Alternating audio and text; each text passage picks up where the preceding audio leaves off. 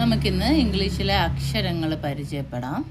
അക്ഷരങ്ങളിൽ ആദ്യം നോക്ക്, ആദ്യത്തെ വരിയിൽ എഴുതിയിരിക്കുന്നത് ഇത് മലയാളത്തിൽ എങ്ങനെ വായിക്കുമെന്നാണ് എഴുതിയിരിക്കുന്നത്. ABCD അങ്ങനെ.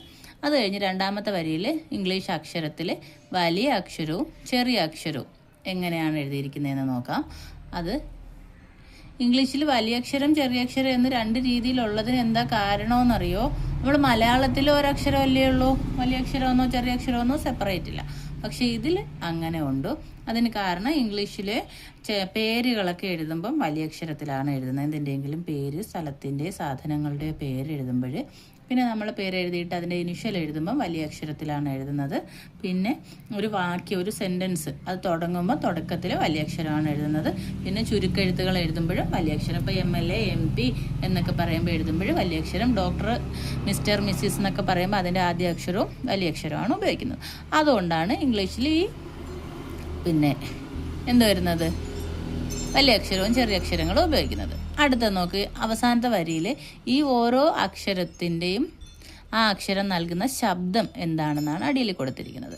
ഇപ്പം ഈ അക്ഷരത്തിൻ്റെ ശബ്ദങ്ങൾ തമ്മിൽ ചേർത്താണ് വാക്കുകൾ ഉണ്ടാകുന്നത്. ഇപ്പം എയുടെ ശബ്ദം ഇങ്ങനെയാണ് എക്ക് ശബ്ദമുള്ളത്. ഇതിപ്പം രണ്ടാമത്തെ അക്ഷരം ബി എന്നാണ് വായിക്കുന്നത്. അതിൻ്റെ ശബ്ദം ബ് എന്നാണ്. അപ്പോൾ ബ് എന്ന ശബ്ദത്തോട് ആ അല്ലെങ്കിൽ എ എന്ന ശബ്ദം വരുമ്പം ബ അല്ലെങ്കിൽ ബേ എന്ന് നമ്മൾ ഉച്ചരിക്കും. മനസ്സിലായോ? ബ അല്ലെങ്കിൽ ബേ അങ്ങനെ ഉച്ചരിക്കാനാണ് നമ്മളിത് ഉപയോഗിക്കുന്നത്. ഇനി നമുക്ക് നോക്കാം അടുത്തത്.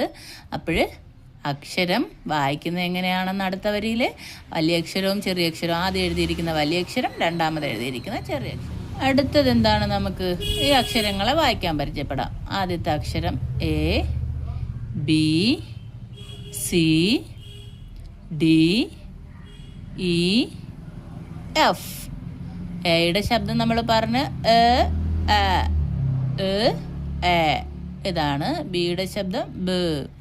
സിക്ക് ക്ക് എന്ന് നമ്മൾ ഉച്ചരിക്കുന്ന സ്ഥലങ്ങളുണ്ട്, സ് എന്ന് ഉപയോഗിക്കുന്ന സ്ഥലങ്ങളുണ്ട്, സ് എന്നുപയോഗിക്കുന്ന സ്ഥലങ്ങളും ഉണ്ട്. നമുക്ക് അത് പിന്നീട് പഠിക്കാം. ഇപ്പം ഇതൊന്ന് അറിഞ്ഞിരുന്നാൽ മതി. ഡി എന്ന് പറയുന്ന ശബ്ദം, ഡി എന്ന അക്ഷരം ഡ് ഡ് ഈ രണ്ട് ശബ്ദത്തിനും ഉപയോഗിക്കാറുണ്ട്. ഇത് നോക്ക്, ഇ എന്ന അക്ഷരത്തിന് യു എന്ന ശബ്ദമുണ്ട്, എ എന്ന ശബ്ദമുണ്ട്, ഇ എന്ന ശബ്ദമുണ്ട്. ഇപ്പം നമ്മൾ ബിയുടെ കൂടെ ഈ ചേർക്കുമ്പോൾ ബി എന്ന് വായിക്കാം. എ എന്ന് ഉച്ചരിക്കുന്ന സ്ഥലമുണ്ട്. അത് നമുക്ക് വാക്കുകൾ പരിചയപ്പെടുമ്പം പറയാം. എഫിന് ഫ് എന്ന ശബ്ദമുണ്ട്. അടുത്തൊരു കാര്യം പറയട്ടെ, ഈ വ്യഞ്ജന ശബ്ദങ്ങളും വ്യഞ്ജന അക്ഷരങ്ങളും സ്വരാക്ഷരങ്ങളും ഉണ്ട്. നമുക്ക് സ്വരാക്ഷരങ്ങൾ ഏതൊക്കെയാണെന്ന് പറയാം. A E I O U. ഈ 5 അക്ഷരങ്ങൾ A E I O U. ഇവയ്ക്ക് പല ശബ്ദങ്ങളും ഉണ്ട്. പക്ഷേ ഈ സ്വരാക്ഷരങ്ങൾ 5 എണ്ണവും ബാക്കിയുള്ള അക്ഷരങ്ങൾ വ്യഞ്ജനങ്ങളാണ്. ആ വ്യഞ്ജനങ്ങളോട് ചേർത്തിട്ടാണ് വാക്കുകളും ശബ്ദങ്ങളും വാക്കുകളും അക്ഷരങ്ങൾ ഇതുണ്ടാകുന്നത്.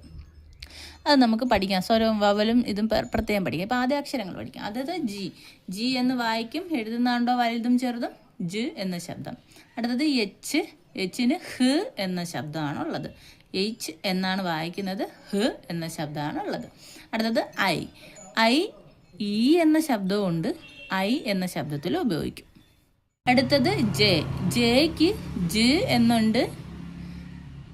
അടുത്തത് കെക്ക് ക് എന്ന ശബ്ദം, എല്ലിന് ല് അല്ലെങ്കിൽ ൽ എന്ന ശബ്ദം. അടുത്ത് നോക്ക്, എം എന്ന ശബ്ദം, എന്നിന് ന് എന്ന ശബ്ദം, ഓയ്ക്ക് ഓ എന്ന ശബ്ദം, പിക്ക് പ് എന്ന ശബ്ദം, ക്യു എന്ന ശബ്ദം, ആർ ഈ ശബ്ദം, എസിന് സ് എന്ന ശബ്ദം, ടിക്ക് ഡ് എന്ന ശബ്ദമുണ്ട്. നമ്മൾ ഈ പറഞ്ഞ ഈ ഡ്, ആടെന്നൊക്കെ പറയുന്ന ഡ്, അത് ഈ ടി ഉപയോഗിക്കാറുണ്ട്. TDR അങ്ങനെ പറയുമ്പോൾ അത് പോട്ടെ. ഇത് നോക്ക്, ഊ എന്ന് പറയുന്ന ശബ്ദം യുവിനാണ്. യു പറയുമ്പം ഊ എന്ന ശബ്ദവും പിന്നെ ആ എന്ന ശബ്ദവും ഇതിനുണ്ട്. അപ്പം അംബ്രല്ല എന്ന് പറയുമ്പോൾ യു ആണ് ഉപയോഗിക്കുന്നത്. അത് നമുക്ക് വാക്കുകൾ പരിചയപ്പെടുമ്പോൾ പഠിക്കാം. അടുത്തത് വി. വിയിൽ വ് എന്ന ശബ്ദം, ഡബ്ല്യൂയിലും വ്.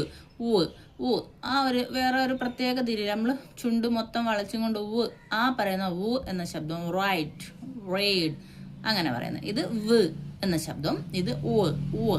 റൈറ്റ്, റേഡ് അങ്ങനെ പറയാം. അടുത്ത നോക്ക് എക്സ്. എക്സ് എന്ന ശബ്ദം, വൈക്ക് യ് എന്ന ശബ്ദം, ഇസഡിന് സ് എന്ന ശബ്ദം. സ്. ഓക്കെ. അടുത്ത നോക്ക്, നമ്മൾ മലയാളത്തിലെ ങ് അല്ലേ, ങ്ങിന്റെ ശബ്ദം വരാൻ എന്നും ജിയും കൂടെ ചേർത്താണ് എഴുതുന്നത്. ങ്. അടുത്തത് ച് എന്ന ശബ്ദം, സിയും എച്ചും കൂടെ ചേർത്താൽ ച് എന്ന ശബ്ദം, ടിയും എച്ചും കൂടെ ചേർത്താൽ ത് എന്ന ശബ്ദവും ദ് എന്ന ശബ്ദമുണ്ട്. ത്, ത, ദ ഇതിന്റെ രണ്ടിനും ത് ആണ് ഉപയോഗിക്കുന്നത്. പിന്നെ എസും എച്ചും കൂടെ ചേരുമ്പോൾ ഷ്. ഇപ്പൊ ങ് വരുന്ന ഉദാഹരണം സോങ് പാട്ട്, ച് വരുന്നത് ചിപ്സ് കഷ്ണങ്ങൾ, ത് വരുന്നത് ടീത്ത് പല്ല്, ഷു വരുന്നത് ഷിപ്പ് കപ്പൽ. ഇതൊക്കെയാണ് ഉപയോഗിക്കുന്നത്.